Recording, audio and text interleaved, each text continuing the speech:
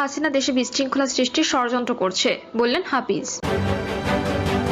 এদিকে শেখ হাসিনার ফাঁদে পড়ে আরো ক্ষয়ে যাচ্ছে আওয়ামী লীগ। এবং সর্বশেষ জানাবো, শিগগিরই আয়নাঘর পরিদর্শনে যাবেন প্রধান উপদেষ্টা। শুনছিলেন সংবাদ শিরোনাম, এবারে বিস্তারিত। ভারতে বসে হাসিনা দেশে বিশৃঙ্খলা সৃষ্টির ষড়যন্ত্র করছে বললেন হাফিজ। ভারতে বসে শেখ হাসিনা দেশে বিশৃঙ্খলা সৃষ্টির ষড়যন্ত্র করছেন বলে অভিযোগ করেছেন বিএনপির স্থায়ী কমিটির সদস্য মেজর হাফিজ উদ্দিন আহমেদ। তিনি বলেন, পতিত স্বৈরাচার শেখ হাসিনা ভারতে বসে এদেশকে অস্থিতিশীল করতে, এদেশকে ধ্বংস করতে যেটুকু বাকি রেখেছেন সেটি পূর্ণ করার জন্য নতুনভাবে ফ্যাসিস্ট দলকে নিয়ে মাঠে নামতে চান। এমন অবিলম্বে বাংলাদেশের সব দেশপ্রেমিক শক্তির ঐক্য প্রয়োজন। আমরা ঐক্যবদ্ধভাবে থাকতে চাই। বিশেষ করে যে ছাত্র সমাজ জুলাই আগস্ট অভ্যুত্থানে অংশগ্রহণ করেছে তাদের এখন হাসিনা বিরোধী রাজনৈতিক দলগুলোর মধ্যে ইস্পাত কঠিন ঐক্য গড়ে তুলতে চাই। ধানমন্ডির ৩২ নম্বর বাড়ি ভাঙচুরের ঘটনা প্রসঙ্গে তিনি বলেন, বুধবার যে ঘটনা ঘটেছে তা এখনো চলমান, সেটি এখনো শেষ হয়নি। এটি কারা করেছে এই তথ্য আমাদের কাছে নেই। এতে সরকারের কি ভূমিকা ছিল সেই তথ্যও নেই। আমরা আশা করব অল্প সময়ের মধ্যে সবকিছু পরিষ্কার হয়ে যাবে। কারা এই ঘটনা ঘটিয়েছে, কারা এর জন্য দায়ী, এ সম্পর্কে পূর্ণাঙ্গ তথ্য পেলে বিএনপির পক্ষ থেকে প্রতিক্রিয়া জনগণের সামনে প্রকাশ করব।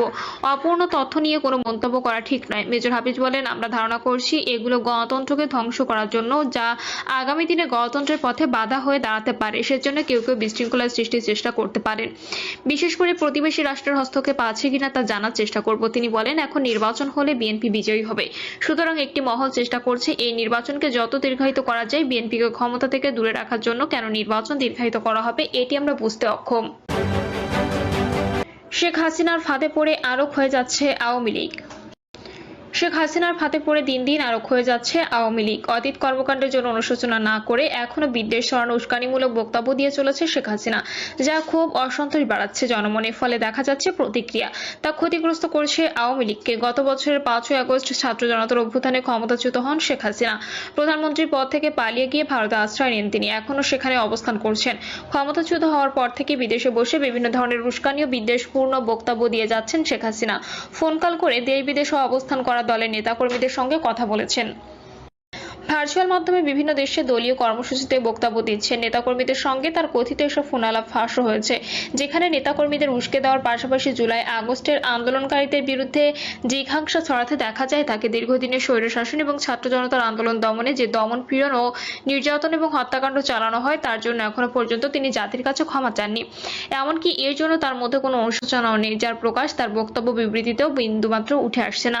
শুধু তাই নয়, কথাবার্তা বলার ক্ষেত্রে তার মধ্যে কোনো সতর্কতা লক্ষ্য করা যায় না। আলোচিত 111 সরকারের অধীনে অনুষ্ঠিত নির্বাচনের মাধ্যমে 2008 সালে ক্ষমতায় বসেন শেখ হাসিনা। বিভিন্ন দলের ঐক্যমত্যের ভিত্তিতে প্রতিষ্ঠিত তত্ত্বাবধায়ক সরকার ব্যবস্থা বিলোপ করে তিনি 2014 সালে নির্বাচন আয়োজন করলে তা বর্জন করে বিএনপি, জামাত সহ বেশিরভাগ রাজনৈতিক দল, যা কুখ্যাতি পায় বিনা ভোটে নির্বাচন হিসেবে। এর ধারাবাহিকতায় জনমত ও বিরোধী দলগুলোর মতামতকে বৃদ্ধাঙ্গুলি দেখিয়ে তিনি 2018 সালে ও 2024 সালে করেন বিতর্কিত নির্বাচন, যা কুখ্যাতি পায় যথাক্রমে রাতের ভোট ও ডামি নির্বাচন হিসেবে। এভাবে টানা ক্ষমতার আসনে অধিষ্ঠিত থাকতে তিনি বহু রাজনৈতিক নেতাকর্মীকে ক্রসফায়ারে হত্যা, গুম, নিপীড়ন করেছেন বলে অভিযোগ রয়েছে। এছাড়া উন্নয়নের আড়ালে দেশকে 18 লাখ কোটি টাকারও বেশি পাচার বা লুটপাট করা হয়েছে বলে বিভিন্ন প্রতিবেদনে উঠে আসছে।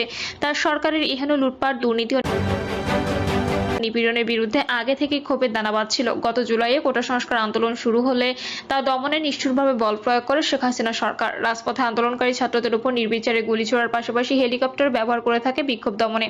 এতে ছাদে খেলতে যাওয়া শিশু থেকে শুরু করে বারান্দায় বাবার কোলে থাকা শিশুও গুলিতে প্রাণ হারায়। সরকারি হিসেবে জুলাই আগস্টের আন্দোলনে পুলিশরা, বিজিবি ও আওয়ামী লীগের ক্যাডারদের হাতে প্রায় 800 মানুষ হত্যাকাণ্ডের শিকার হয়েছে। তবে আন্দোলনকারীদের হিসাবে এ সংখ্যা 2000-এর মতো। শিশু, নারী থেকে শুরু করে নিরীহ জনতার উপর হাসিনার সরকার খড়গহস্ত হয়ে আন্দোলন তুঙ্গে ওঠে। যোগ দেয় দলমত নির্বিশেষে সব শ্রেণী পেশার মানুষ। গত বছরের 5ই আগস্ট লাখো ছাত্র জনতা রাস্তা নেমে এলে শেখ হাসিনা ভারতে পালিয়ে যান। তার আগে পরে পালিয়ে যান আওয়ামী লীগের অনেক নেতাকর্মী এবং সাবেক মন্ত্রী এমপিরা। গায়ে ঢাকা দেন দলটির দেশে থাকা নেতাকর্মীরা। হাসিনা সরকারের পতনের পর 8ই আগস্ট নোবেলজয়ী অর্থনীতিবিদ ডক্টর মোহাম্মদ ইউনূসের নেতৃত্বে গঠিত অন্তর্বর্তী সরকার জুলাই আন্দোলনে সংঘটিত হত্যাকাণ্ডের বিচারের ঘোষণা দেয়। এদিকে আন্দোলনকারীদের উপর সশস্ত্র হামলা ও হত্যার অভিযোগ কেন্দ্র থেকে শুরু করে জেলা, উপজেলা, ইউনিয়ন, ওয়ার্ড পর্যায় পর্যন্ত আওয়ামী লীগ ও এর সহযোগী সংগঠনগুলোর অভিযুক্ত নেতাকর্মীদের নামে মামলা হতে থাকে। দীর্ঘ পর্যায়ে শীর্ষ পর্যায় থেকে শুরু করে জেলা, উপজেলা, ইউনিয়ন পর্যায়ের অনেক নেতা, সাবেক মন্ত্রী, প্রতিমন্ত্রী ও এমপি গ্রেপ্তার হন, যার কারাগারে শীর্ষ পর্যায়ের নেতাদের অনেকের নামে হয়েছে অর্ধশতাধিক মামলা। এই পরিস্থিতিতে হাসিনার সমালোচক নিরীহ আওয়ামী লীগের কর্মীরা যখন স্বাভাবিক জীবনযাত্রায় আশায় দিন গুনছেন, ঠিক তখন আওয়ামী লীগকে মাঠে নামাতে বিভিন্ন কর্মসূচি ঘোষণা করছেন শেখ হাসিনা।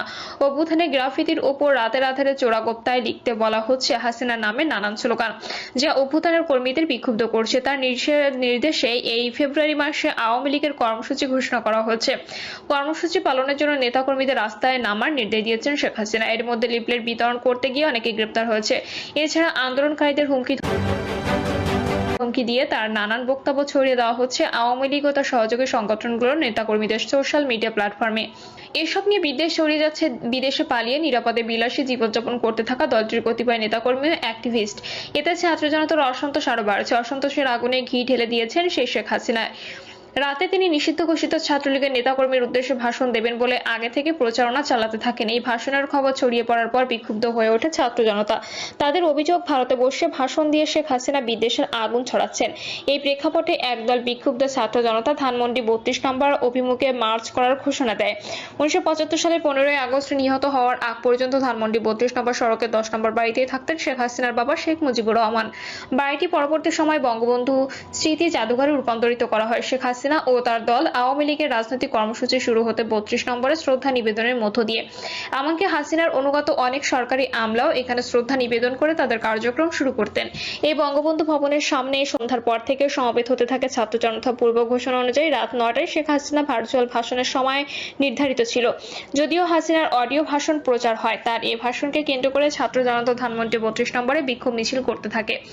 এক পর্যায়ে তারা বিক্ষুব্ধ হয়ে বাড়িটিতে ভাঙচুর ও আগুন ধরিয়ে দেয়। পরে হাসিনার বাসভবন সুধা সদনেও আগুন দেয় বিক্ষুব্ধ ছাত্র জনতা। এছাড়া খুলনায় এক সময়কার প্রবল প্রতাপশালী শেখ বাড়ি, কুষ্টিয়ার আওয়ামী লীগের নেতা মাহবুবুল আলম হানিফের বাড়ি সহ বিভিন্ন এলাকায় আওয়ামী লীগের প্রভাবশালীদের স্থাপনায় ভাঙচুর করেছে বিক্ষুব্ধরা।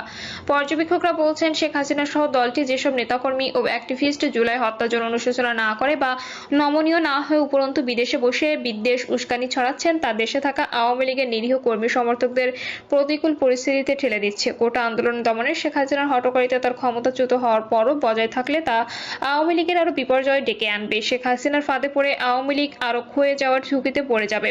ওয়াশিংটন বাংলাদেশের দূতাবাসের প্রেস উইং এর মিনিস্টার গোলাম মর্তুজা তার ফেসবুক পোস্টে বলেন, গণহত্যাকারী হাসিনার বিচার নিশ্চিত করেন। গণহত্যাকারীর পক্ষ নিয়ে যারা গণঅভ্যুত্থানকে প্রশ্নবিদ্ধ করার প্রজেক্ট নিয়ে নেমেছে, এদের গণহত্যার অংশীজন হিসেবে বিচারের আওতায় আনেন। খুনির পক্ষ নেওয়ার অধিকার আছে শুধু তার উকিলের। অন্য কেউ হত্যাকারীর পক্ষ নিয়ে গণঅভ্যুত্থানের বিরুদ্ধে দাঁড়ালে গণঅভ্যুত্থানের ম্যান্ডেটে গঠিত সরকার অবশ্যই তাদের বিরুদ্ধে ব্যবস্থা নিতে পারে। ভাঙার চেয়ে খুনি অপরাধী চক্রের বিরুদ্ধে কঠোর মনোভাব দেখিয়ে